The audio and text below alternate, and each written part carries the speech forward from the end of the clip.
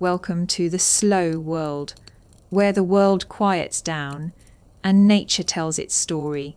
Settle in and allow the weight of the day to drift away. There is nothing you need to remember.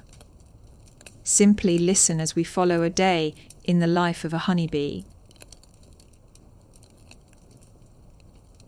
The world begins not with light, but with a sound and a scent and a warmth. It begins in the heart of the hive, a city of wax and honey, of countless sisters, of shared purpose. Here, in the absolute, velvety darkness of a hexagonal wax cell, a single worker honeybee stirs. She has spent the short night in a state of rest, her body still, her antenna tucked in, her energy conserved. She is not alone.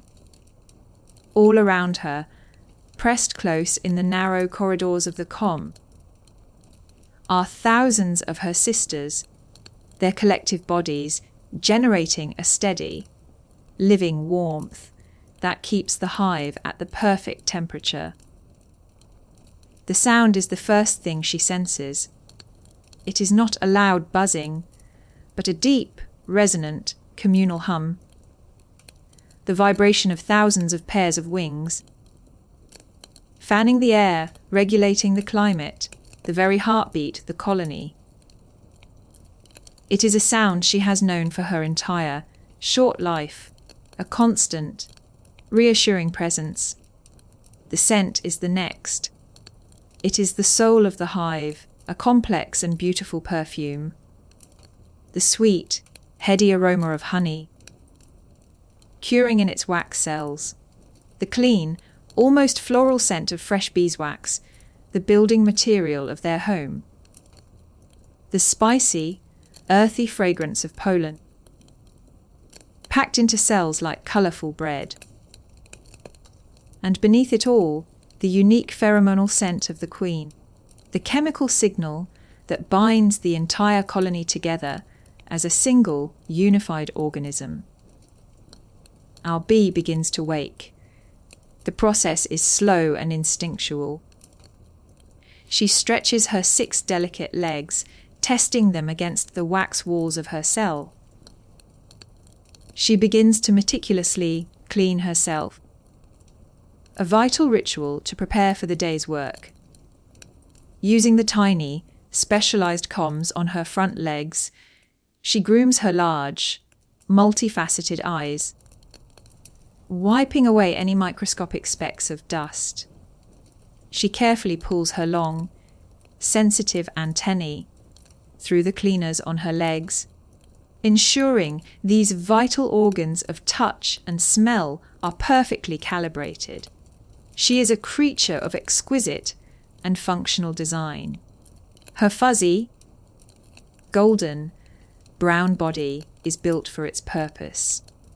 Her delicate, transparent wings, which seem so fragile, can beat hundreds of times per second, carrying her for miles.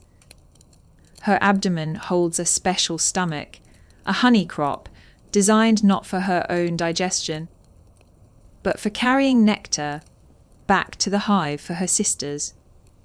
Her back legs are equipped with special, concave baskets, fringed with stiff hairs, perfectly designed for carrying loads of pollen.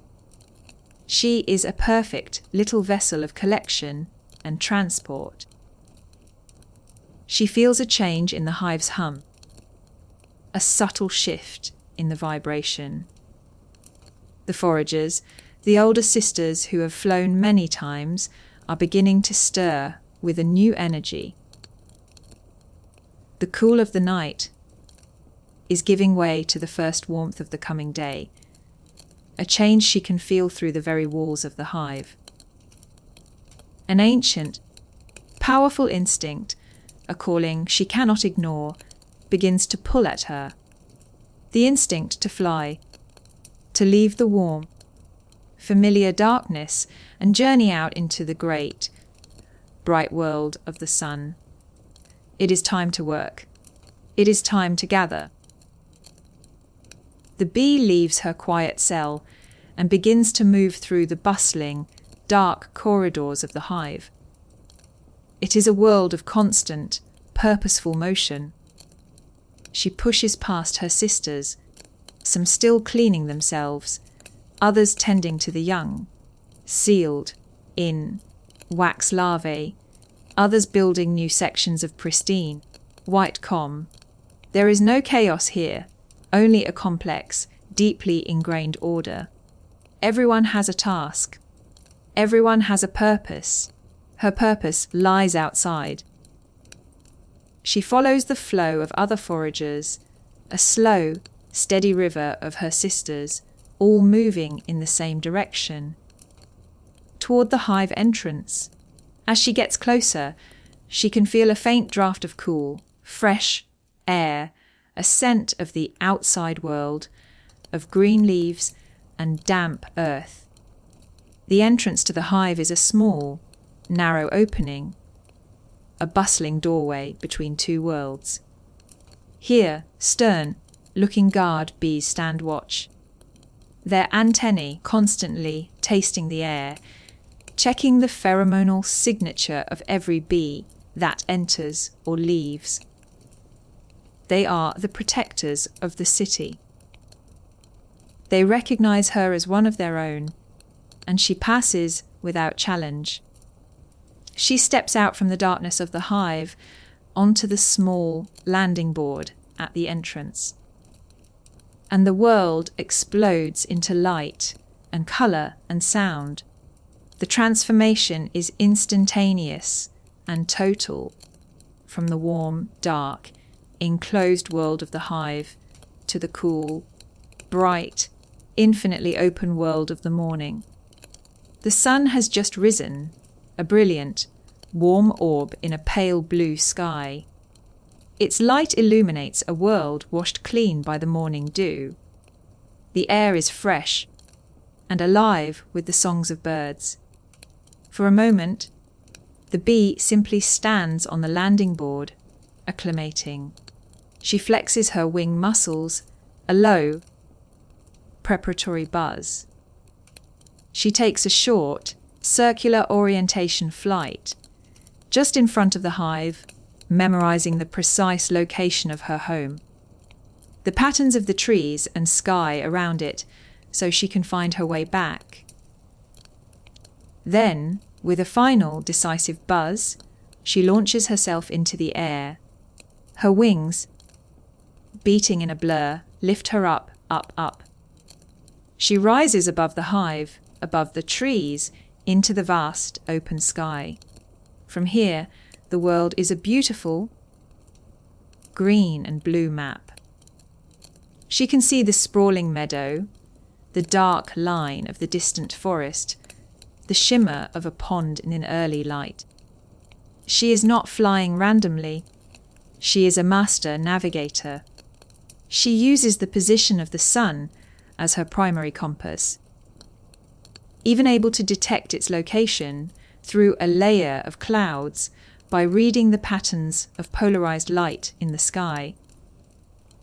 She is also guided by memory, by the faint, lingering scent, trails left by other foragers, and by the knowledge she has gained from the dances of her sisters back in the hive.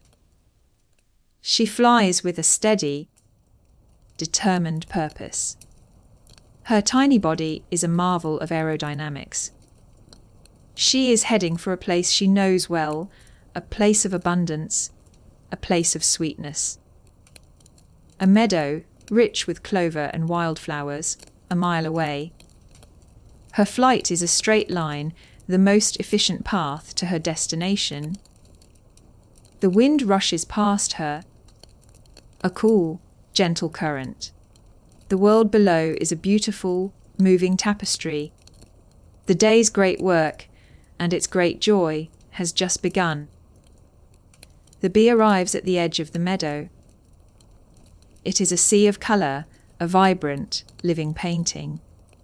Swaying fields of deep purple lavender, patches of sunny yellow dandelions, and countless tiny, white blossoms of clover, like a dusting of snow on the green grass. The air here is thick with perfume, a complex and intoxicating blend of 100 different floral scents. For the bee, this is not just a beautiful sight. It is a pantry, a vast and bountiful marketplace of nectar and pollen. She circles for a moment, her antenna twitching, reading the subtle chemical signals in the air, deciding which flowers are currently offering the richest rewards. She chooses a patch of white clover. She descends, her buzz changing in pitch as she slows, and lands with a delicate, precise touch on one of the small, white flower heads. Her 6 tiny feet, equipped with microscopic claws and pads, grip the surface securely. The flower, to her, is not just a single object. It is a complex structure, a landing platform, and a well of treasure. She begins her work. She crawls across the flower head, probing each tiny individual floret. From her mouth, she unfurls her proboscis, a long, slender, straw-like tongue. She inserts it deep into the base of a floret, into the hidden chamber of the nectary, and begins to drink. She draws the sweet, sugary nectar up into her honey crop.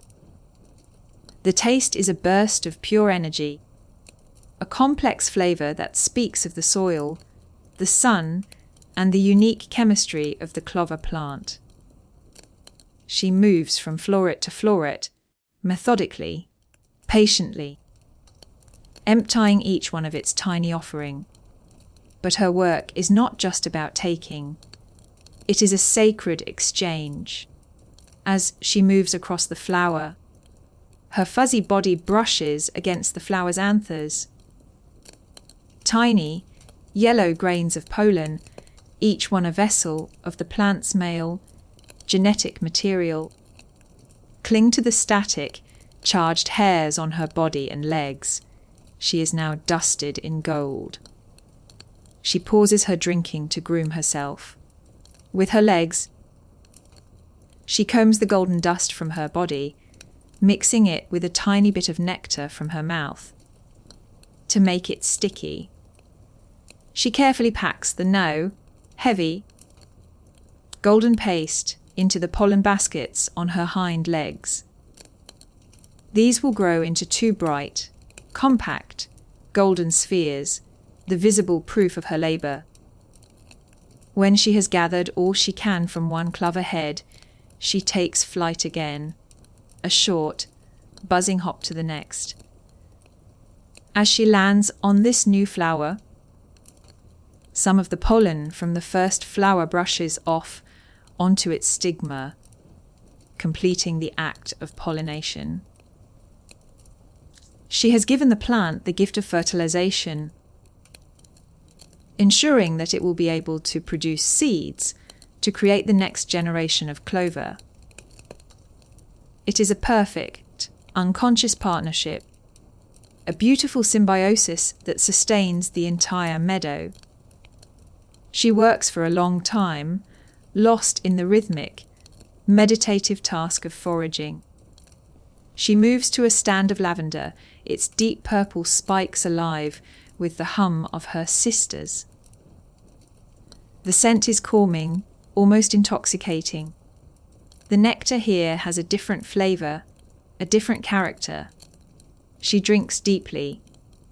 The sun grows warmer on her back. She is a small, diligent creature, utterly focused on her task.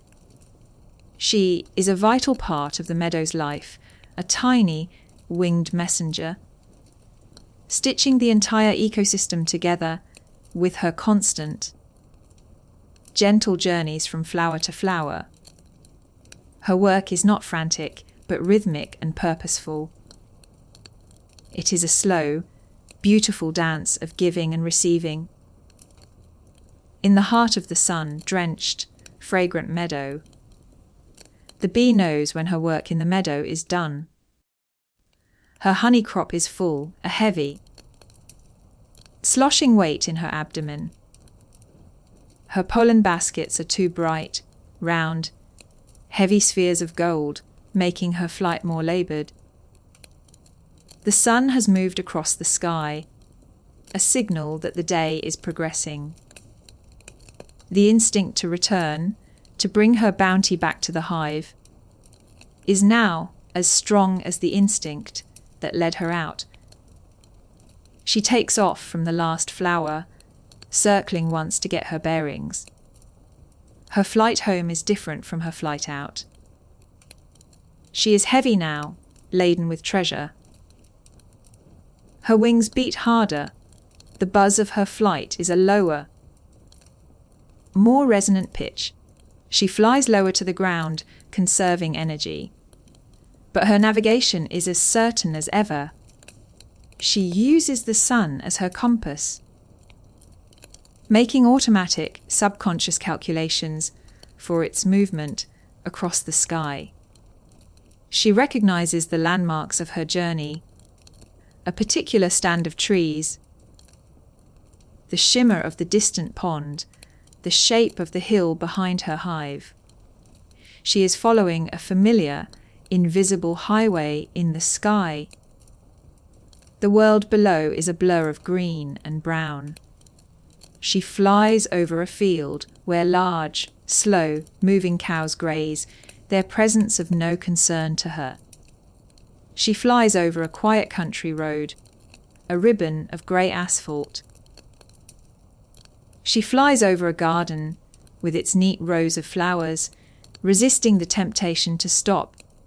Her mission now singularly focused on returning home. As she gets closer, another sense guides her, the scent of her own hive. It is a unique, powerful fragrance, a combination of wax, honey, pollen, and the pheromones of her mother, the queen. It is the scent of home, a beacon she can smell from far away. She sees the hive now, a small, familiar shape in the landscape. Her pace quickens slightly, the promise of home pulling her forward. She approaches the entrance, her flight slowing, her angle of descent perfect. She lands on the bustling landing board, her 6 legs absorbing the small shock. She is surrounded by her sisters, some leaving for their own journeys. Others, like her, just returning, their legs also heavy with pollen of different colours.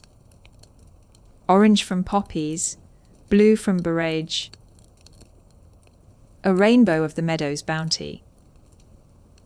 The guard bees at the entrance inspect her, their antennae briefly touching hers, confirming her identity.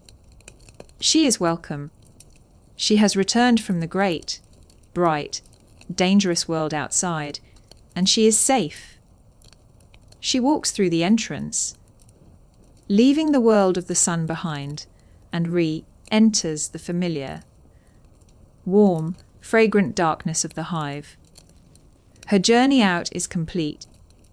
Her journey in has just begun. Inside the hive, the bee's work is not yet finished. She has brought back not just food, but information. She needs to share the story of her successful journey with her sisters. She moves from the crowded entrance area to a special, open section of the comm known as the dance floor. Here, other returning foragers are also communicating. The bee begins her dance. It is one of the most remarkable forms of communication in the natural world. The waggle dance, it is not a dance of joy, but a precise, coded map. She walks in a straight line, vibrating her abdomen rapidly, the buzzing of her wings creating a specific, low, frequency sound. The angle of this straight run, relative to the vertical axis of the comm, inside the dark hive, tells her sisters the exact direction of the food source relative to the position of the sun outside. The duration of the waggle run tells them the precise distance. Her sisters gather around her in the darkness, their sensitive antennae touching her, feeling the vibrations of her dance, smelling the scent of the clover and lavender on her body, tasting the tiny sample of nectar she offers them. They are reading her story, decoding her map. In a few minutes of this sacred, silent geometry, she has given them all the information they need to find the same rich patch of flowers. Her dance complete, she moves on to the final part of her task. Unloading her cargo, she finds a young house bee, a bee whose job it is to process the incoming food. The forager bee regurgitates the sweet, liquid nectar from her honey crop, and the house bee takes it, mouth to mouth, in a process called trophallaxis. The house bee will then add her own enzymes to the nectar and deposit it into a wax cell to begin the long process of ripening into honey. Next, the forager finds an empty cell near the nursery. She uses her legs to carefully scrape the two bright, heavy balls of pollen from her baskets. She pushes the pollen down into the cell with her head, packing it tightly. This pollen, their primary source of protein, will be used to feed the growing larvae. Her work is finally done. She has completed one full cycle. She has left the hive, navigated to a food source, gathered nectar and pollen, pollinated flowers, returned home safely, and shared her knowledge and her bounty with her sisters. She has fulfilled her sacred duty to the colony. For a few moments, she is still. She might take a small sip of honey from an open cell to refuel herself. But the call of the sun, the lure of the fragrant meadow, is still strong. Her body is tired, but her instinct is tireless. After a brief rest, she will turn around and begin the journey all over again. She will fly many such trips in a single day, her life a constant, rhythmic cycle of leaving and returning, of gathering and giving, all in service to the greater good of the hive. The bee makes several more journeys throughout the long afternoon, each one a repetition of the same purposeful cycle. But as the day begins to wane, the world outside the hive changes. The sun, which was once high and hot, now hangs low in the western sky. Its light is no longer a bright, white, gold, but a warm, soft, honey-coloured glow. The flowers in the meadow begin to respond to the fading light. Some blossoms, like dandelions, begin to close their petals for the night. The nectar flow slows. The air grows cooler. The bee, on her final foraging trip of the day, senses these changes. The shadows are long. The scents in the air are different. The instinct to gather is replaced by a final, urgent instinct to return home before the darkness falls. She makes her last flight of the day, her wings weary, her body tired from miles of travel. She arrives at the hive to see a stream of her sisters also making their final return. The landing board is a scene of organised, wary homecoming.